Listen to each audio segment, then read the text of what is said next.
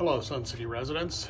This is Rusty Bradshaw with Sun City News and Stuff, and I want to give you some highlights from the presentation by Maricopa County yesterday about safety in the community, and this was focusing mostly on homeless and panhandlers.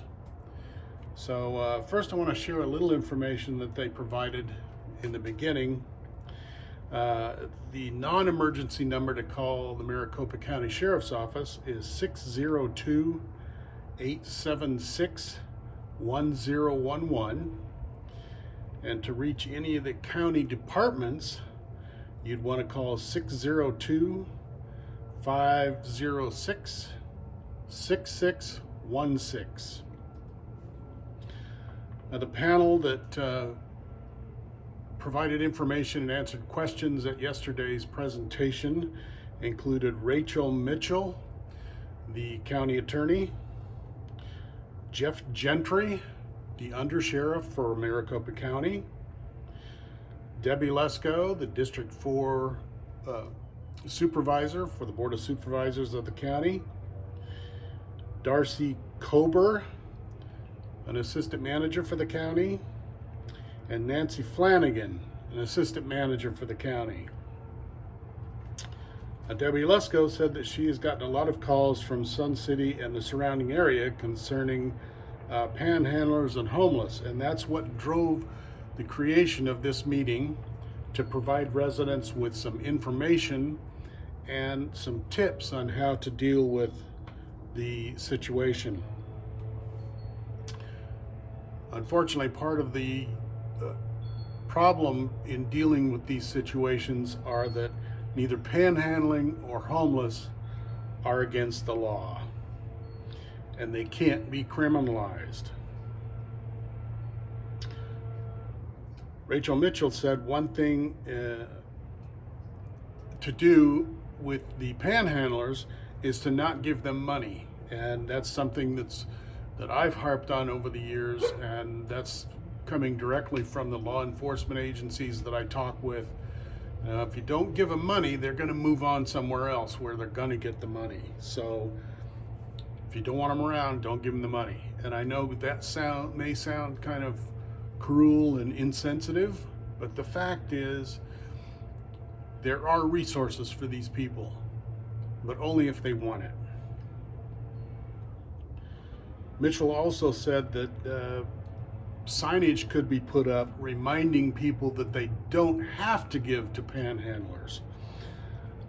We've seen that in some communities in Arizona already, and it's something that we could look into here in Sun City. Now, Mitchell said that you can restrict the panhandlers if they are obstructing traffic or creating a hazard. And I will tell you, I've seen examples of both at the intersection of Grand Avenue and 103rd Avenue. I was sitting on 107th facing north at a red light. Grand Avenue had the green light. Across the way, I see a car sitting in the number 3 lane next to the median on Grand Avenue. Traffic is zipping by in the other 2 lanes. And this person in this car is either unloading or loading stuff from the panhandler that's been sitting on the corner. That's a traffic hazard.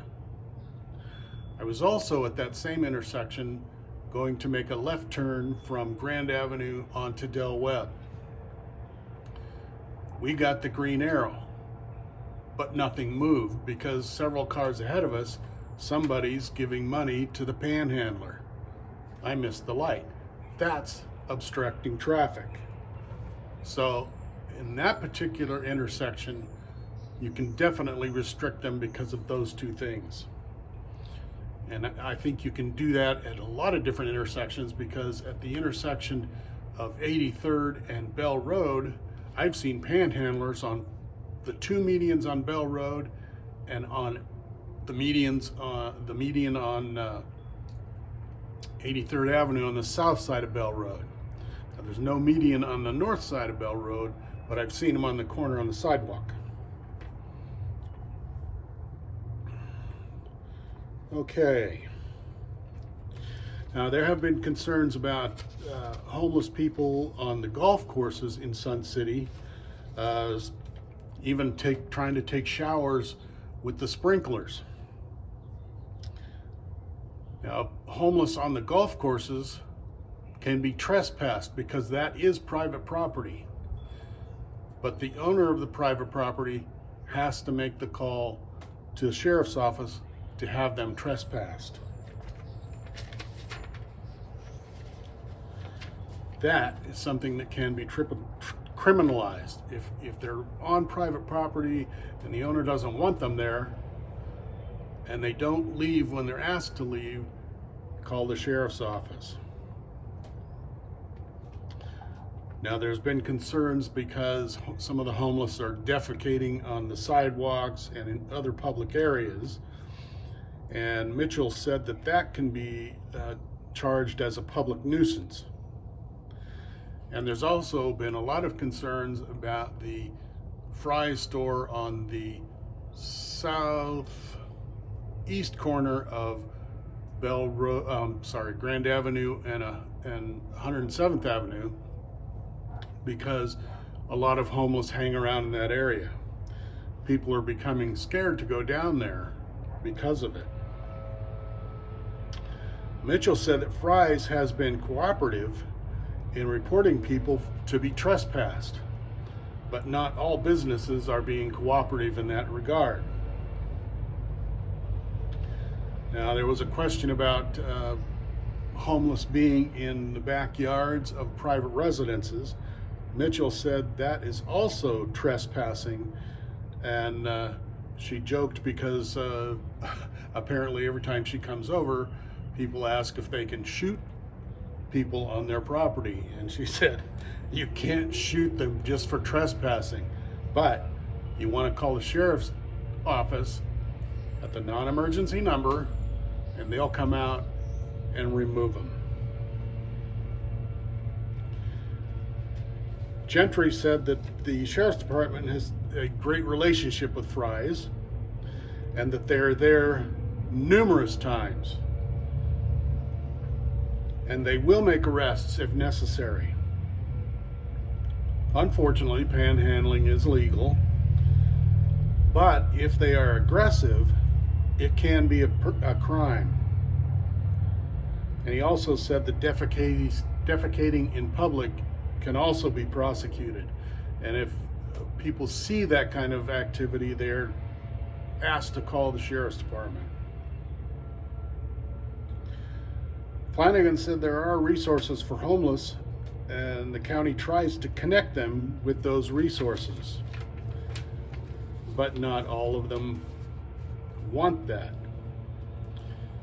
Flanagan said it takes time to build trust between officials and the homeless because they are afraid that it could end up being a criminal offense.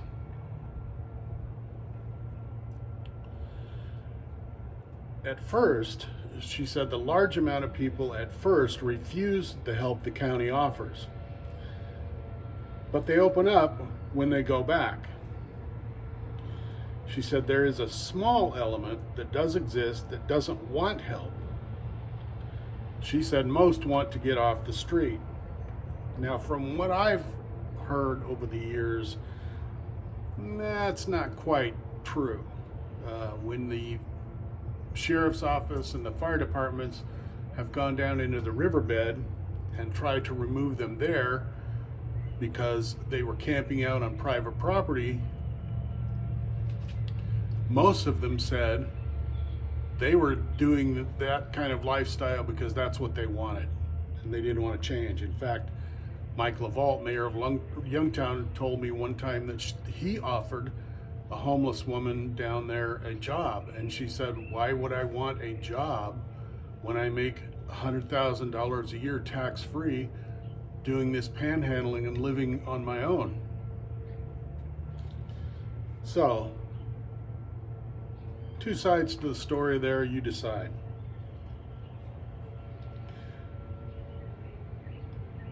Cobra said that the sheriff's department responds to calls for encampments in the floodways,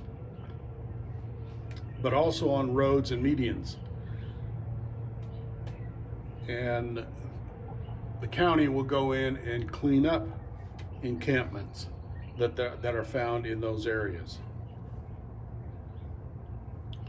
Now, as far as being harassed by panhandlers at businesses, county officials suggest that people complain to the owners and say they won't go there and do business there anymore if they continue to be harassed. It could also be a zone violation if there is an encampment on a business property.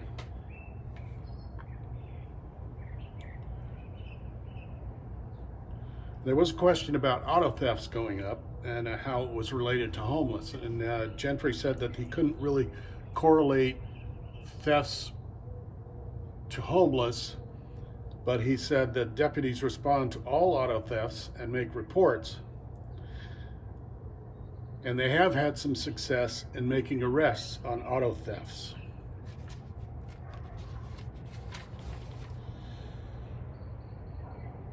Now, there is a 1/5 of 1 cent of sales tax goes to public safety. That is set to end in 2027.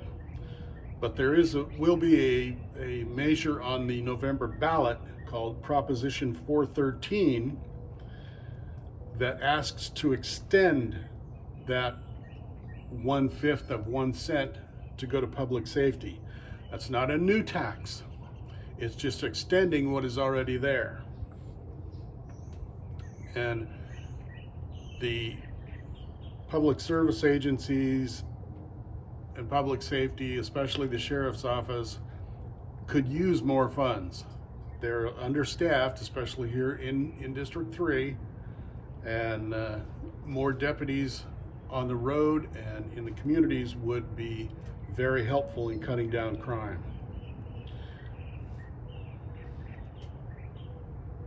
There's a lot of talk about how a lot of the homeless are addicted to drugs and so forth. Gentry said the MCSO has a task force trying to find out who is supplying those drugs. He said most is coming up from the southern border. In 2022 and 2023, the DEA said of all fentanyl seized in the U.S., half was seized in Arizona.